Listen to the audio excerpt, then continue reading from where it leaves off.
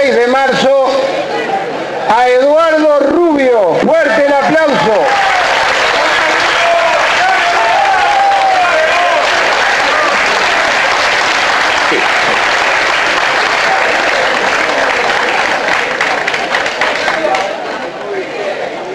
Compañeras, compañeros,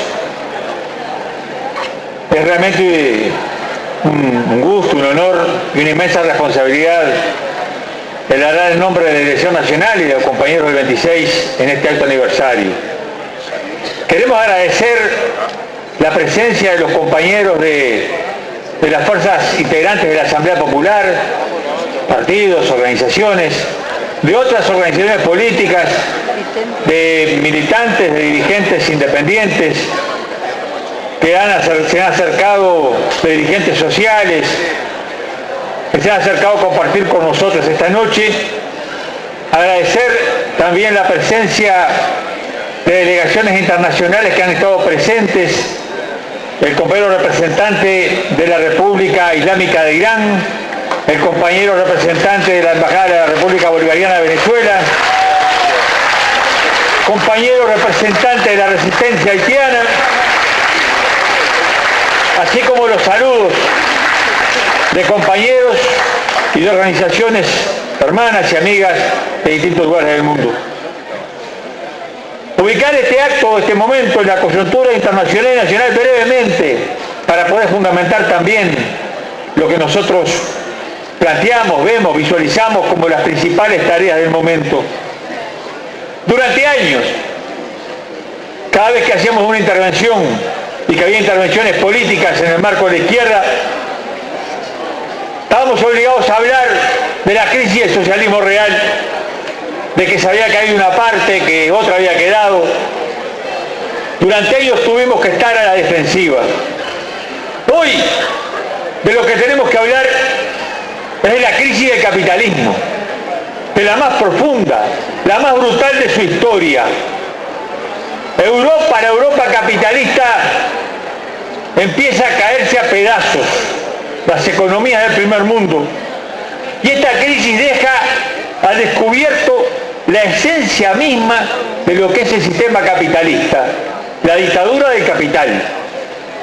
Los mismos que antes y hasta hace poco y todavía se proclaman campeones de la democracia, que salen a imponer la democracia y a defender los derechos humanos a punta de pistola por todo el mundo, no tienen ningún pudor en sus propios países de reprimir a los trabajadores, de voltear gobiernos, de liquidar las libertades públicas. En la Europa civilizada y democrática, entre comillas, los banqueros, que son el verdadero poder, sacan gobierno, ponen gobierno, y nada importa lo que el pueblo haya votado. Ahí está la verdadera esencia de la democracia burguesa.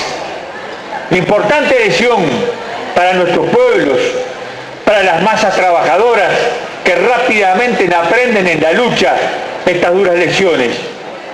Y duro golpe para la legión de ex izquierdistas arrepentidos que ante las primeras dificultades con el socialismo no dudaron en pasarse con armas y bagajes al campo de la burguesía.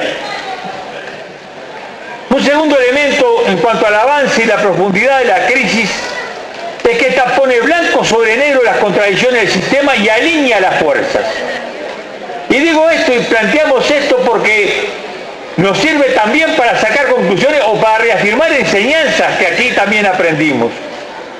Una vez que la crisis avanza, vemos cómo se alinean en Europa los partidos conservadores y los socialdemócratas, todos bailando al son de la música que le ponen los banqueros y el capital. Todos desesperados por salvar la zona euro, el Tratado de Maastricht, por salvar a los monopolios, a los bancos, al capital y descargar la crisis y el peso de la crisis sobre los hombros de los trabajadores. Y hoy los trabajadores en Europa, los jubilados en Europa, sienten la receta del Fondo Monetario sobre sus hombros. Rebaja de salario, despido, achique las jubilaciones. Como contracara de esto, como contracara de esta ofensiva del capital, también hay que destacar que en la vieja Europa la lucha de los trabajadores se reaviva, se mantiene, con distintos niveles, aquellos lugares donde ganó el oportunismo y maniató las organizaciones sindicales y sociales, los niveles de lucha van creciendo de a poco, pero donde quedaron organizaciones clasistas, organizaciones revolucionarias, allí la lucha se da con fuerza, se resiste y se le pone realmente un palo en la rueda a las medidas regresivas de gran capital. Un último elemento a señalar, entre otros tantos, es que esta crisis del capitalismo, esta crisis que afecta hoy el sistema imperialista, exacerba la esencia belicista y guerrerista del mismo, que ven las guerras una forma de salida o de paliativo a sus crisis. El año pasado vivimos el más cínico montaje mediático de la historia para justificar la invasión a Libia. El único objetivo era apropiarse del petróleo, los derechos humanos, la democracia, era todo verso. Las tropas de la OTAN han justificado, han promovido, han sido protagonistas de la violación de los derechos humanos, fusilamientos masivos, pero el tema allí era el petróleo. Hoy Medio Oriente sigue, como siempre, en el foco de la atención. En estos días, el régimen sionista ha desatado una nueva escalada terrorista contra el pueblo palestino. Desde aquí, una vez más, expresamos toda nuestra solidaridad con el pueblo palestino y condenamos la política genocida del gobierno sionista de Israel.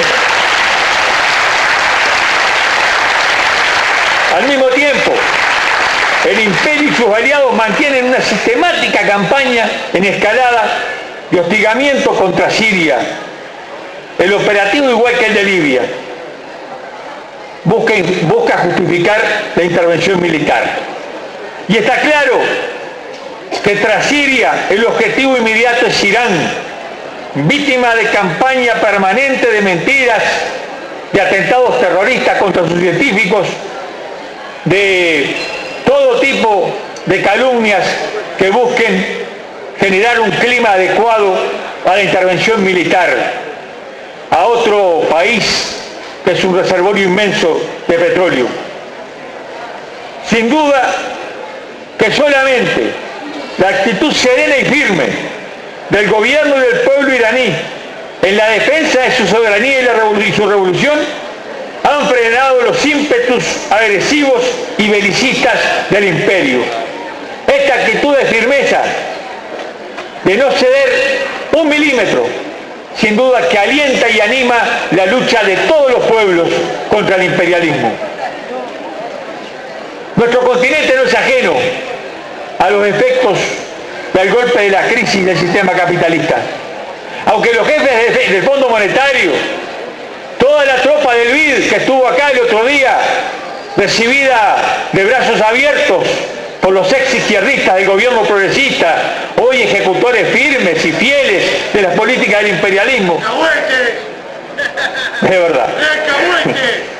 Los jefes del FMI, del BID de la Comunidad, dicen que no, que el continente latinoamericano está preparado para afrontar y enfrentar los efectos de la crisis. Lo que ellos quieren decir es que en este continente muchos países, por suerte no todos, han tomado las precauciones para que esta crisis caiga sobre los trabajadores y quede al resguardo del capital, los banqueros, los ladrones de siempre. Pero en este continente se libra una lucha, se expresa la lucha contra el imperialismo y se marcan claramente dos caminos. Por un lado vemos avanzar los procesos revolucionarios y antiimperialistas, como siempre, desde hace años. A la cabeza de estos procesos, la gloriosa Revolución Cubana, que a pesar de todas las dificultades, a pesar de 50 años de bloqueo, mantiene en alto las banderas de la dignidad, de la revolución, del socialismo, del internacionalismo. Y todavía nos regala cada tanto y cada vez más seguido las reflexiones del compañero Fidel, verdadero guía en el pensamiento revolucionario de América Latina. Y Cuba ya no está sola, como le tocó estar durante años. Junto a ella avanza la revolución bolivariana con el comandante Chávez a la cabeza. Se avanza y se desarrolla.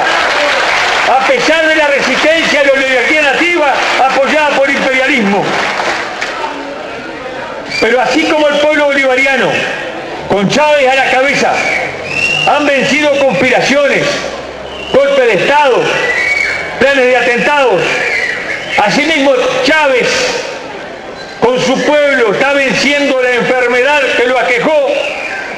Asimismo, con esa fuerza, con ese pueblo movilizado y organizado, en octubre, otra vez la revolución bolivariana se impondrá a la reacción nativa, confirmando en la elección nacional el avance de la revolución socialista en Venezuela.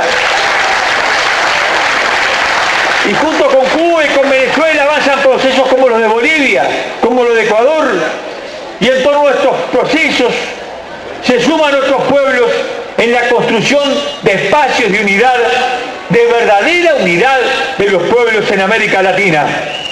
Sin duda que el ALBA es la expresión más clara de estos procesos. El ALBA como un proceso vivo, de clara inspiración bolivariana, martiana, profundamente artiguista.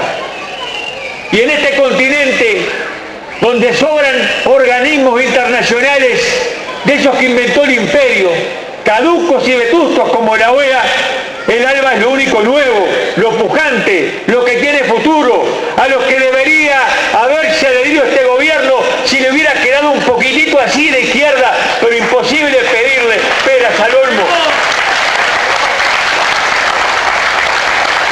Y en el resto del continente se expresa la lucha de los pueblos de distintas formas, con distintos métodos, de distintas maneras.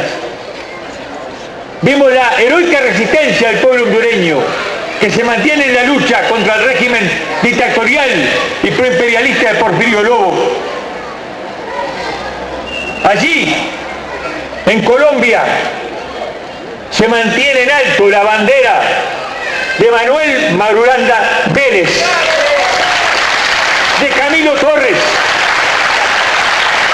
en los combatientes valientes de la guerrilla colombiana, en los luchadores de la ciudad, en las organizaciones sociales, en las organizaciones estudiantiles, hackeando la política reaccionaria y proimperialista del gobierno de Santos. Y en todo el continente, en Brasil, en Argentina, en Chile, con los estudiantes, con los pobladores, en todo el continente, surgen cada día con más fuerza la expresión de lucha de los pueblos en contra de la dominación imperialista. Es verdad, como dice la consigna, que tengan cuidado el imperio y sus alcahuetes, porque en América Latina camina la lucha antiimperialista.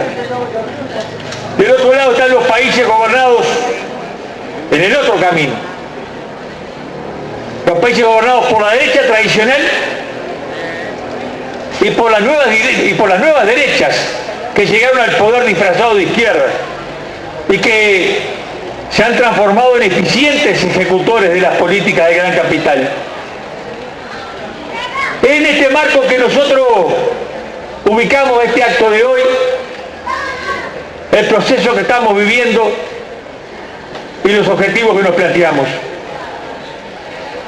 Entendemos que el proceso uruguayo vive un momento de inflexión, un momento de cambio en todos los planos. La crisis mundial del capitalismo está llegando, está golpeando la frágil y débil y dependiente economía uruguaya. A pesar de los anuncios de Astor y compañía de que estábamos blindados, aparentemente el blindaje era trucho, no sirve. Ya empieza a notarse en el tema de la ocupación o de la desocupación, en las dificultades de las exportaciones, en las cifras que aparecieron, que ahora ninguno se explica cómo que cayó el PBI, que creció menos el Uruguay, que el último trimestre fue de caída, y los politólogos y los economistas del sistema no encuentran explicación y dan vueltas sobre la cosa sin entender la razón de que una economía dependiente, atada al imperialismo y al sistema capitalista mundial, cuando el sistema está en crisis, inevitablemente va a entrar en crisis. Nosotros creemos que en este momento de inflexión se generan condiciones nuevas, mejores, para el trabajo de las fuerzas de izquierda. Por eso decimos, y la consigna que anima este acto es la idea de construir la unidad popular como tarea fundamental de la etapa. 7 años de gobierno del progresismo, 7 años del progresismo en el gobierno van dejando al desnudo el verdadero contenido de clase de este gobierno, pero no para nosotros, cada vez para mayores sectores de la población. En los hechos, ante el avance de la crisis, el apuro por aplicar las reformas que le imponen, no queda nada en la acción de este gobierno que tenga que ver con el antiguo programa de la izquierda. La vieja definición antiimperialista no puede compaginarse con la actitud de gobiernos como el de Tabaré Vázquez, que invitó a Bush y ahora sabemos que le pidió ayuda militar en caso de una guerra con Argentina. No tiene nada que ver de los acuerdos con los acuerdos de defensa con Estados Unidos, con el Comando Sur, con la base en Santa Catalina, con la perspectiva de un puerto de aguas profundas que puede ser operativo para la Cuarta Flota. Y como lo dijo uno de los precandidatos a la presidencia de Frente, Ernesto Agassi, cuando le preguntan qué hay que cambiar en el Frente, dice, bueno, hay que cambiar muchas cosas. El Frente nació en el 71, era antiimperialista. ¿Qué razón tiene eso de ser ahora cuando ya no hay un imperio que sea una potencia en la región?